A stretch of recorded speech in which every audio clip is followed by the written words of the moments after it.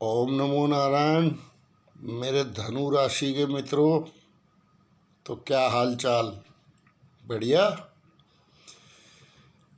राहुदेव सप्तम भाव से छठे भाव में प्रवेश कर गए हैं। अब कर गए तो कर गए भैया, 1.5 साल रहेंगे। अब छठा भाव, छठा राहु, रोग ऋण शत्रु का भाव, तो गणित का सिद्धांत वो माइनस माइनस माइनस प्लस हो जाते हैं, तो वो यहाँ पे लागू होता है राहुदेव पे। अकाट्य सिद्धांत है ये सब।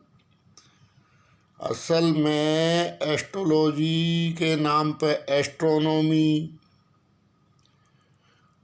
या गणित पढ़ाना मेरा काम नहीं है, लेकिन कुछ सिद्धांत हैं तो अच्छा है। लेकिन राहु का जो खतरा में सदा जो मित्र जुड़े हुए हैं उनको फिर पता ही है, अतृप्त कामनाओं का नाम राहु है। और ये अतृप्त कामनाएं असीम संभावनाएं ढूंढती हैं। तो जो अतृप्त कामनाएं जब असीम संभावनाएं ढूंढने लगें तो उस एनर्जी को आप राहु देव की एनर्जी कह सकते हैं। बिना कामनाओं के संसार भी कैसे चलेगा? लेकिन कुछ कामनाएं ज़्यादा ही हैं राहु देव की। तो अब आप कहोगे कि भाई राहु देव की जो कामनाएं और संभावनाएं हैं और बाकी ग्रहों की भी हैं, तो आप राहु को क्यों कह रहे हैं? तो राहुदेव इसलिए हैं कि यहाँ संतुष्टि का भाव नहीं है। अंडरस्टैंड? संतोष नहीं है। एक कामना पूरी होते ही दूसरी जाग जाएगी। हालांकि वो एक कामना बड़ी मुश्किल लगती है इंसान को, लेकिन वो जब प्राप्त हो जाती है तो उसकी वैल्यू इंसान समझता नहीं है। फिर वो नई कामनाएं धारण कर लेता है और इस तरह से इन्हीं कामनाओं में एक दिन इस दुनिया से चला जाता है अतृप्त। फिर आत्मा भटकती है। ये है राहुदेव। खैर, तो अब छठे भाव में राहु आपका आ गया है। बढ़िया राहु है। आपके रोग ऋण शत्रु का नाश करने में ये सामर्थ्य है। लेकिन मित्रों, आपको अंकुश लगाना पड़ेगा। ये आपको गजब का प्रभाव देगा, एनर्जी देगा, बहुत बढ़िया, जिससे कि आप लड़ सको। रोग ऋण शत्रु सबसे लड़ने के लिए आपको एनर्जी देगा। अब राहु के विषय में अच्छा या बुरा, अच्छा बुरा आप कैसे बताओगे? प्रभाव वो आपके हाथ में है। आपके पास मान लो कोई एनर्जी है, आपको कुछ देव योग से कुछ मिल गया, तो आप उसका इस्तेमाल किस प्रकार करते हो, ये महत्वपूर्ण है। एनर्जी तो आपके पास होगी। छठा राहु गजब का राहु है और मित्र राशि में है। तो आपने जो अपनी संभावनाएं हैं उनको असीमित नहीं होना है। संभावनाएं तलाशना कोई बुरा काम नहीं है। आप संभावनाएं तलाशिए, अगर किसी रोग ऋण शत्रु के चक्कर में आप फंसे हैं तो उस पे आप वर्क कीजिए, राहु उनसे निकलने की बुद्धि आपको प्रदान करेगा। ये इसकी तारीफ है ग्रह की। लेकिन जहाँ आपको ये आ गया कि मैंने इसका बुरा करना है, आपको एनर्जी तो समझानी पड़ेगी ना। संभावनाएं सब ग्रहों की हैं, खाली राहु में संभावनाएं नहीं है। लेकिन राहु की संभावना ये है कि मुझे इसका बुरा करना है। अगर ये भाव आपके अंदर प्रवेश कर गया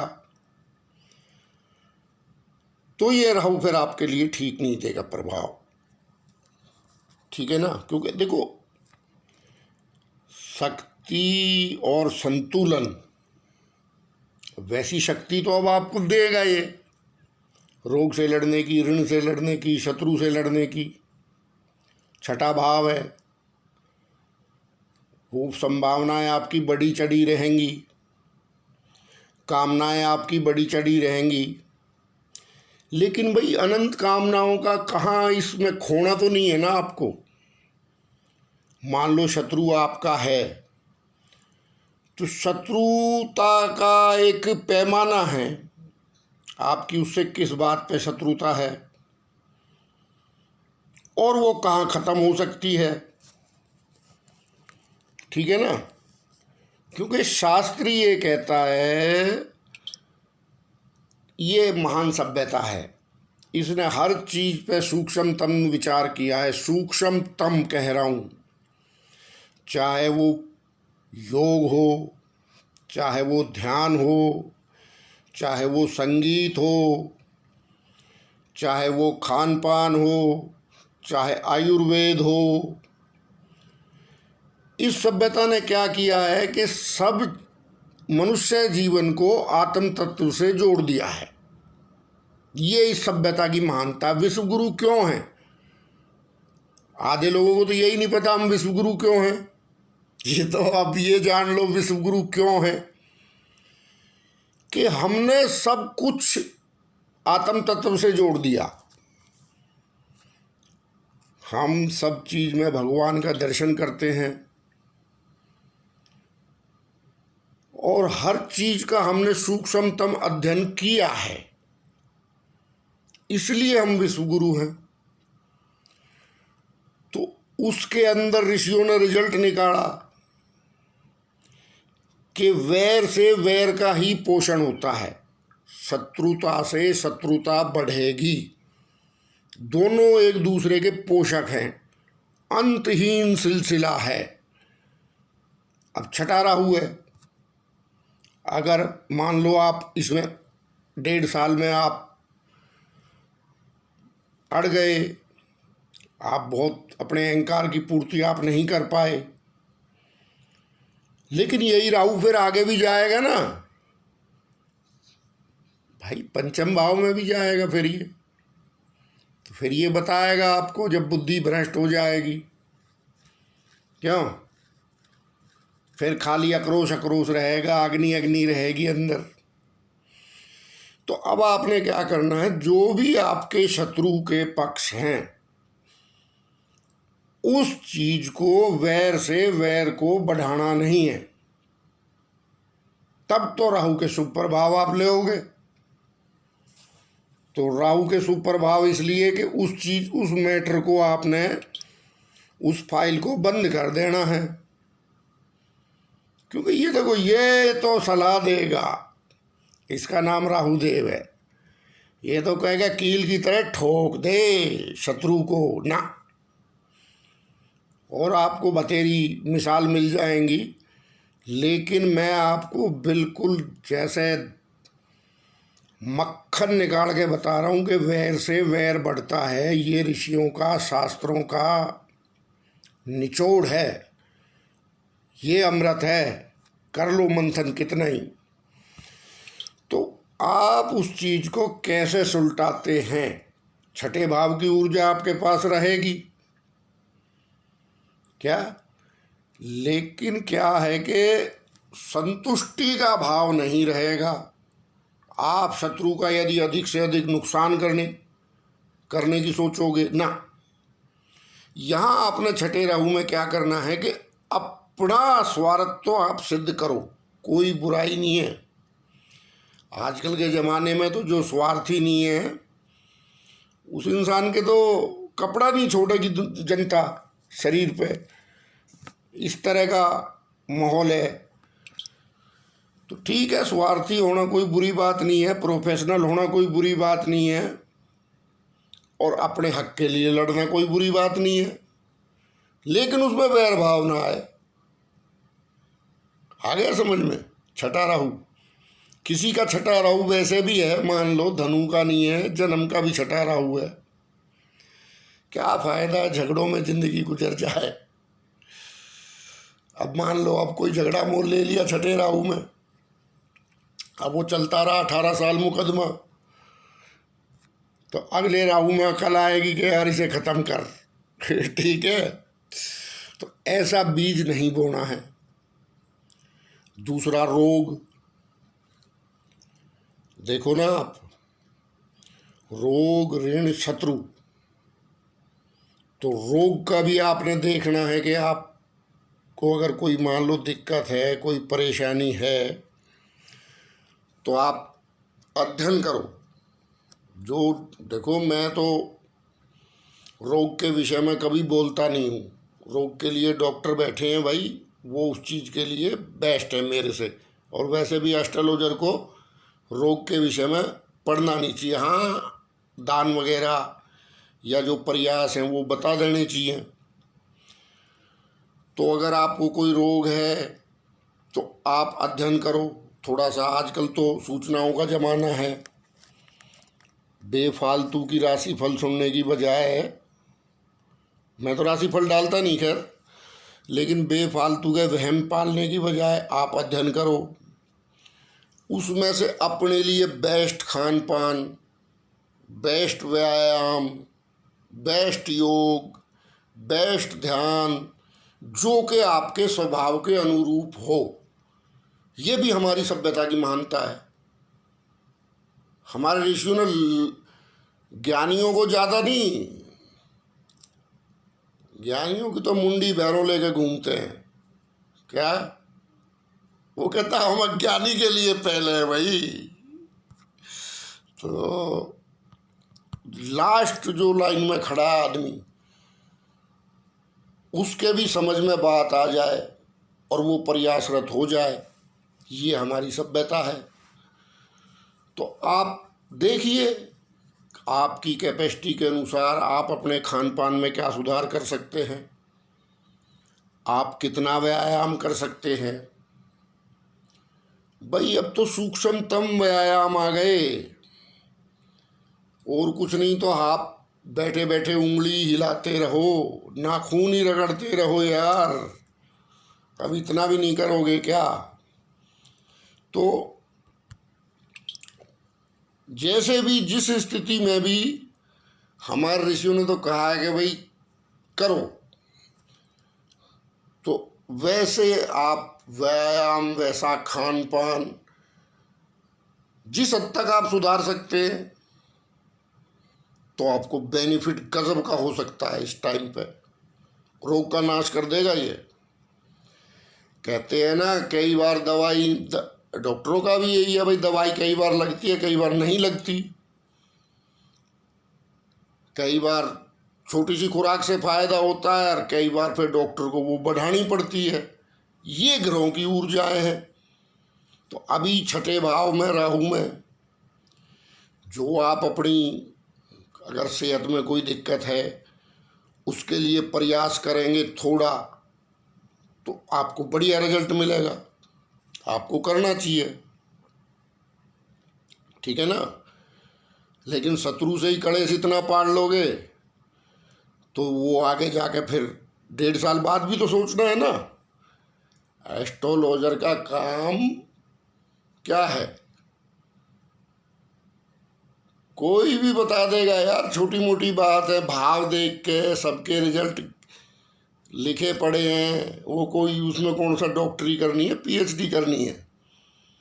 दशा महादशा देख के अंदाजा सा 2 मिनट में आपको बता देगा।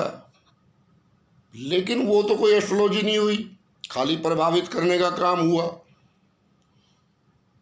अगले 1.5 साल, फिर उसके 1.5 साल बाद राहु कहाँ जाएगा, मेरे को तो ये सोचना है ना। क्योंकि आज का राहु अगले 1.5 साल बाद जो आज हम बीज बोएंगे वो फिर हमें मेष के राहु में काटना पड़ेगा। तो आप उस संभावनाओं को अंकुश लगा के रखिए, संयम रखिए। धनु राशि वाले मित्रों को बता रहा हूं, तो आगे आपको मुंह की नहीं खानी पड़ेगी, ठीक है ना। और फिर ऐसा नहीं है भाई, ये राहु एक एनर्जी है। कभी आप सोच रहे होगे मेरा छठा राहु आ गया, मैं शत्रु को ठोक दूंगा, मैं ये कर, भाई ऐसा राहु उसका भी तो है, तुम्हें क्या पता उसका क्या है। ठीक है, तो इसलिए मैटर को सुलझाओ। ऐसे ही ऋण का है, ऋण के मामले में तो गजब काम करेगा ये। रोग ऋण शत्रु तो आपके ऋण का भी नाश कर सकता है, ये सबसे ज्यादा कर सकता है ये। क्योंकि देखो माया का जमाना है भाई, इसमें तो कोई बात ही नहीं है। लेकिन क्या है कि ये भी जरासंध के पिताजी हैं ना, राहुदेव। जरासंध के सर पे सवार रहते हैं ये, राहु इनका नाम है। तो उसके लिए आप अपना होमवर्क करो कि आप अपना कैसे जो भी कुछ है धीरे धीरे आप एक सिस्टम बना दो, जैसा आप बना सकते हो। तो रोग ऋण शत्रु तीनों का नाश राहु कर सकता है यहाँ बैठ के। वैसी एनर्जी, वैसी बुद्धि आपको देगा ये।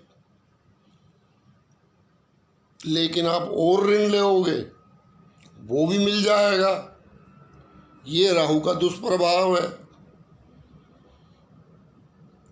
बात ये है, फिर ये आगे बताएगा कि देख मेरा नाम राहु है, ले तो लिया, तो ऋण आसानी से प्राप्त हो जाएगा आपको। तो अपनी ज़रूरत भर का लें। अब आपने ले लिया, चाहिए 10 रुपये, दिमाग में घूम रही है ये आजकल प्रचार का ज़माना है, ओहो फलां गाड़ी घूम रही है, फलां ये घूम रहा है, वो घूम रहा। तो भैया फिर तो अभी तो थोड़े दिन बैठ लोगे क्या? क्या है, दिल को समझाना क्या है, बेफालतू की बात है। हमें ये होना चाहिए कि हमें जाना है, हमें आसानी से हमारा सफ़र कैसे कट जाए, ठीक है ना। तो ऐसे किसी लग्जीरियस चीज़ पे पैसा नहीं खर्चना। और ये राहु खर्चवाएगा, पैसे दिलवा देता है। राहु की क्वालिटी क्या है, आपको जो भी संभावनाएं हैं, जो भी आपकी कामनाएं हैं, छोटी मोटी तुरंत पूर्ण करेगा। ले, अब वो पैसा आया कहाँ से, कहाँ देना है, कहाँ क्या है, वो कुछ नहीं इंसान को समझने देता है ये। एक के बाद एक, एक के बाद एक, और फिर जब ये पैरों के नीचे से धरती हटा देता है, यही तो राहु है। अतृप्त, अधूरा। तो फिर क्या करोगे आप? तो उस ट्रैप में नहीं आना है आपने। हाँ, मायाधारी युग है, सब कुछ चाहिए, लेकिन अंकुश से आपका जो भी कुछ होना चाहिए कैलकुलेटेड होना चाहिए। क्या? तो ये छठा राहु बड़ा कामयाब है आपका। बाकी कोई शंका हो, कोई बात हो तो कमेंट में बता देना, एक आध वीडियो और डाल देंगे धनु के। या छठे राहु पे, ठीक है ना। ओम नमो नारायण मित्रों।